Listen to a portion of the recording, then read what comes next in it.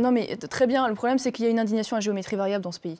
Moi, si ce type de campagne était faite pour l'intégralité des haines et des racismes qui pouvaient exister en France, à la limite, alors, je le signerais. gouvernement explique qu'ils se sont attachés aux crimes les plus saillants du point de vue aussi des statistiques. On va revenir, on peut en parler, des statistiques. Il y a des statistiques qui ne sont jamais mises en avant dans ce pays. Et en l'occurrence, SOS Racisme ne prend pas la plupart du temps en compte les dépôts de plaintes racistes à l'égard des Blancs. Donc je tiens à vous le dire, on a eu de très nombreux témoignages de ce point de vue-là, parce que manifestement, ça n'est pas leur fonds de commerce. Aujourd'hui en France, d'après l'Observatoire de l'islamophobie. Il y a quand même moins d'actes racistes anti-blancs que d'actes racistes anti-musulmans, par exemple. Non, je vous pose la question. Moi aussi, je me pose la question, figurez-vous, parce qu'en fait, il n'y a pas d'observatoire, justement, de ce type de racisme en France. Vous pensez qu'il y a plus d'actes anti-blancs que d'actes... Non, ce que je suis en train de vous dire... Mais de toute façon, je ne cherche pas à faire un calcul. Non, mais simplement, vous dites qu'il n'y a pas de... Je suis en train de vous dire que je n'aime pas l'indignation à géométrie variable. Voilà. Ce que j'aimerais, c'est qu'il y ait une égalité de traitement. Ce que je vois aujourd'hui, par exemple, c'est qu'on ferme les yeux, on parle très très peu de l'augmentation, par exemple, des actes christianophobes, pour reprendre, on va dire, un parallèle de termes qui aujourd'hui explose en France, dont on ne parle pas du tout. Il existe un racisme anti-blanc qui aujourd'hui,